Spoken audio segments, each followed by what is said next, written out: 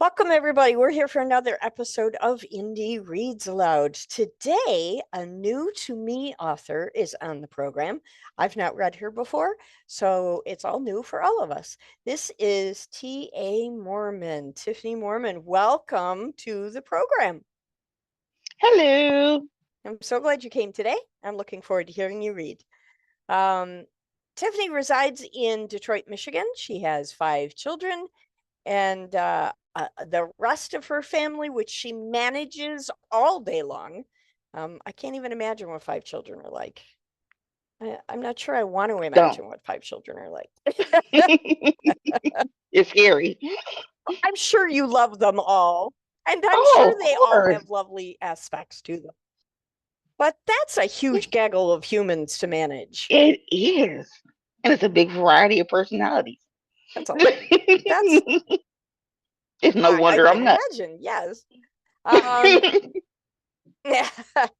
Um, I can see why you might want to become an author so that you can kind of like escape the Escape. madness for a little while Yeah. and, and maybe be in control of the madness for a little while. Mhm. Um, Tiffany is Tiffany is also studying for her master's in business, so that's exciting. She does a whole bunch of other fun things in Detroit, so I'm looking forward to hearing you read. But before you do, I want to make sure that my listeners know that you do write adult content stories. So we need to make sure that everyone listening out there, if you have little ears, please preview this program before you let the little ones listen. It does have a listener advisory for violence, strong language, and mature situations. So please preview this episode before you let the little ones listen. Tiffany, tell me a little bit about your writing adventure in the green room. I know you told me it started in 2018, but what was the impetus? What was the reason that got you writing to begin with? Well, I started out reviewing, and I read so many books. I only read in the paranormal genre. I don't do anything too close to reality.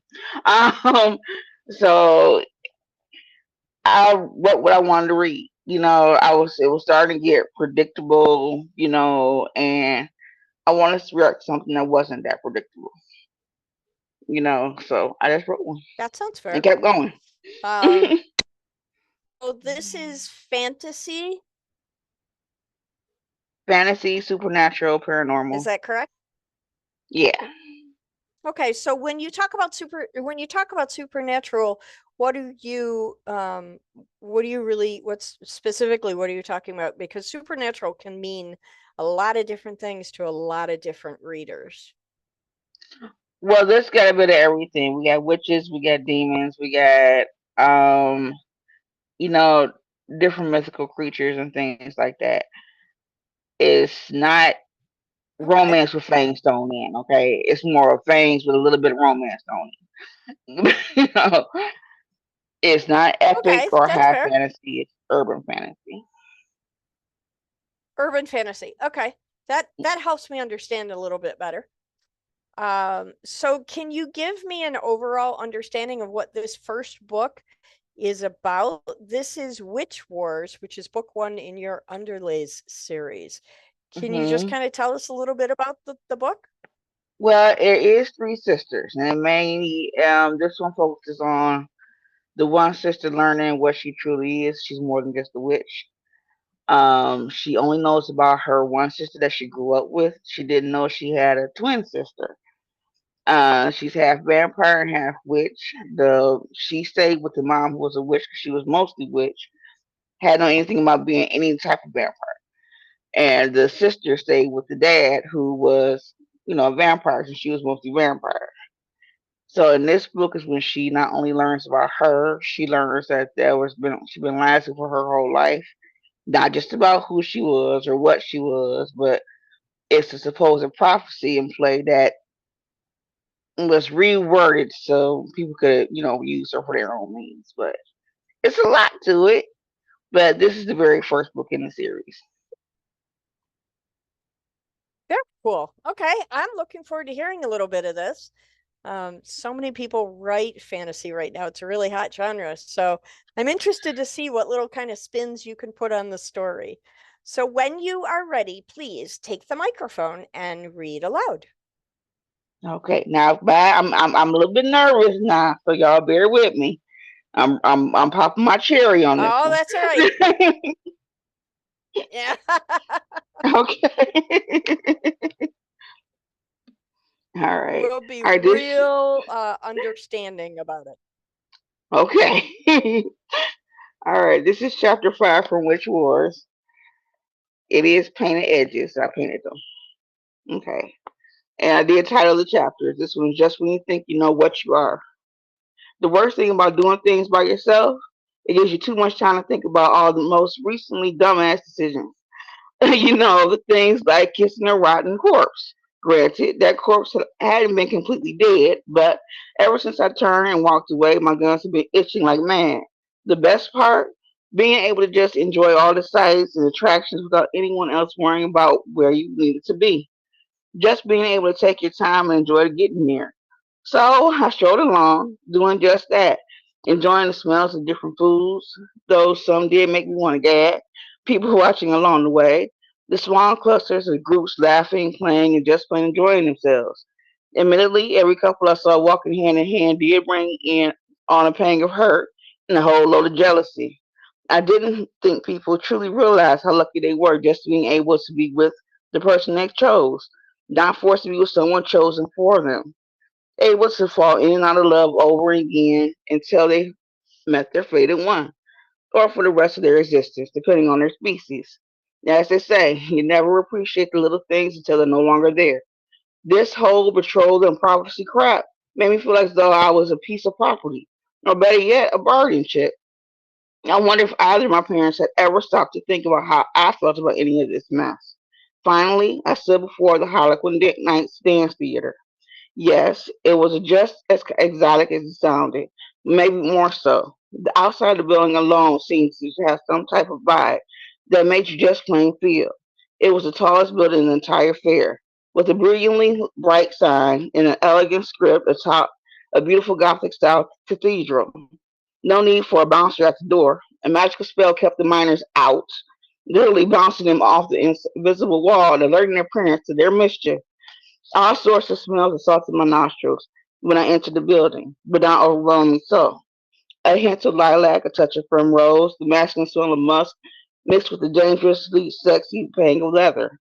All those different fragrances coming together as they were should have been appalling, but instead they were alluring, as though their very combination created an aphrodisiac so strong that I had no choice but to stand there for a moment and allow myself to take it all in, closing my eyes and tilting my head back ever so slightly just to appreciate it. And that was exactly what I did. For the briefest of moments, I felt nothing but utter tranquility, a feeling I didn't think I ever had a chance to experience it before. The multiple dance floors, such an incredible thing for the eyes to behold, and a truly exotic sight. It was no wonder, like, hold on, it was no wonder they bounced kids right back out of their asses rather than letting them catch so much as a glance. On the center stage was a scene that was so exquisitely erotic, it made me feel as though I was an intruder looking in on an intimate moment between two lovers. Yet, if I look away, I felt like I was cheap in their love affair. Ooh, I'm sorry about that. They were two traditional looking Harlequin dancers, but the unmistakable pull one instantly knew them for the sirens they were. Even though they were standing, their graceful movements made them seem as though they were making love with their clothes still on. The way they moved together, touched each other without losing eye contact for even the slightest of moments. The longer I stood there watching them, the less I could tell where they one ended and the other began.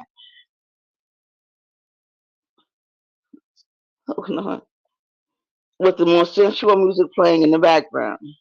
All around were scenes just like that, with all different types of variations of couples, male to female, female to male, two males to one female, two females to one male, each variation with its very own love story to tell from different platforms all around. Some within crystal cages hanging from the ceiling, some on mezzanines, others on small stages, and spread across the dance floor, each with its very own soundtrack that fitted with its intensities yet did not distract from the other's tales. Some were rough and violent, as though trying to fight painfully obvious love they shared before giving in to the inevitable. Others were soft, sweet, and intense. Some fought to be the ones shown all the affection, others tried to fight themselves from needing one more than one lover. Before I knew it, I was moving my own hips and dancing right along with everyone else on the dance floor. It was probably the first time since entering the theater that I had even noticed there was anyone else besides the dancers on the various stages. Soon I was no longer dancing alone. Someone had come up behind me, matching me move for move, until before long I was following his lead. I was so caught up in the music that I didn't even open my eyes, and he turned me to face him. For some reason, when I did part open my eyes, instead of looking at his face, my gaze zeroed to and on the one pulse beating at his neck, my gums itching even more now than they had been earlier. Just as I was about to give in to impulse and allow my tongue to play with that moving, beating pulse, I began spun away by a new dance partner to a whole new beat. Before I had a chance to so much as protest, my new partner spun me into his body and claimed my lips. Lips I had just tasted not too long ago for that evening. Only this time they were already fully formed from the beginning of the kiss. The connection this time around was even stronger than the initial kiss. Gone were the tattered rags, replaced by an elegant gossamer silk blouse that slid beneath my palms and seemed to enhance the muscles underneath.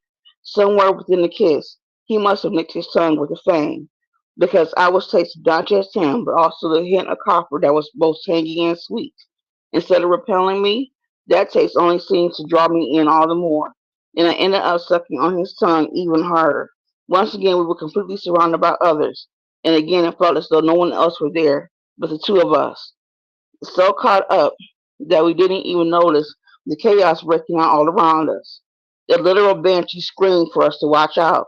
That blood curdling screech, something that I pretty impossibly to ignore, which was a good thing considering that we were standing directly underneath one of the crystal cages, a cage that was no longer attached to the ceiling. Neither of us panicked, and if mirroring each other without a word passing between our lips, we spun out of the way immediately, reaching back to grab the cage as it fell, gently setting it down to the floor. Merci très beaucoup. Thank you so much.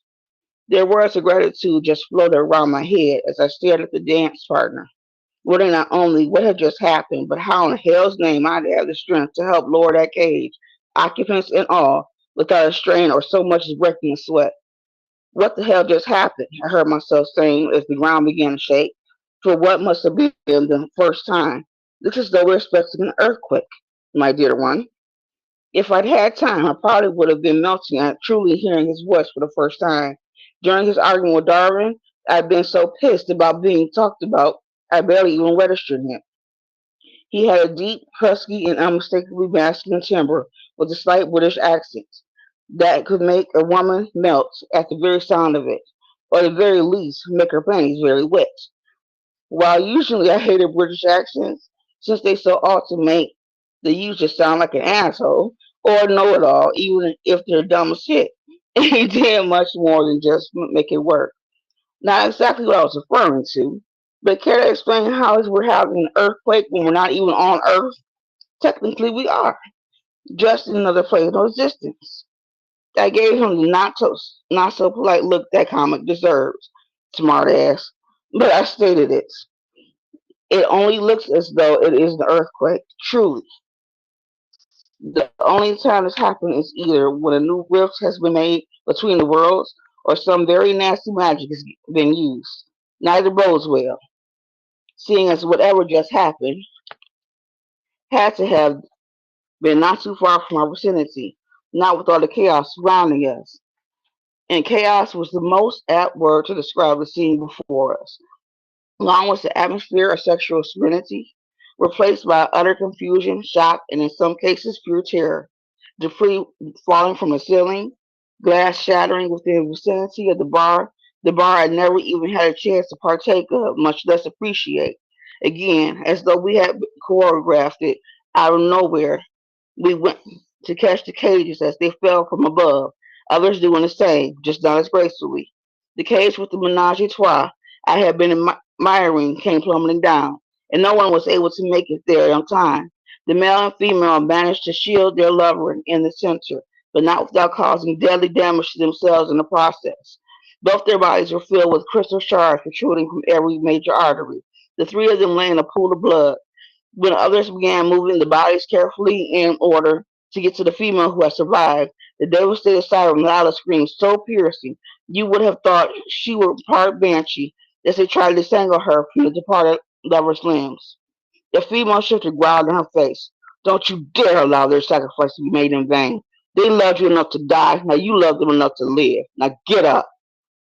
It wasn't until she ended the statement in a fierce snarl that the siren allowed herself to be pulled away from what everyone could see were two vital pieces of her heart. Tears flowed freely down the siren's face from her hollowed eyes. Her pain was so palpable, I could feel it within myself. I looked around, seeing others huddling together, some hurt, the same hurt in their others' eyes. I could immediately tell many were feeling the same. Her beauty remained with her, regardless of how hard she cried and the anguish that she was in. Even her lovers remained beautiful in death. The blood clothing them making for a macabre display to be sure, but somehow not distracting nor taking away from their sheer magnificence. It was almost as though they were an artistic scene spread out for all to see. Of course, they were far from that. And when the poor son remembered this day in centuries to come, that was definitely not what she was viewed. It must be one of the most horrible days of her life. I think that was 15. Perfect. Thank you so much. Oh, I you're appreciate welcome. you reading for me tonight. Thank So tell you me for what having me. this how many books are in this series, in the Underlay series? So far, there's 4 books and a few shorts. I have the omnibus that has Witch Wars, the first one. Then we have hybrids, the succubus, the demon, and the witch. In my dreams, chocolate vanilla swirl, and Dead Witch Walking is just a small short for Mother's Day. And it's also an interview with the demon in there too. Okay. And then we got Not So Wicked, Okay. which is the Awesome. young adult.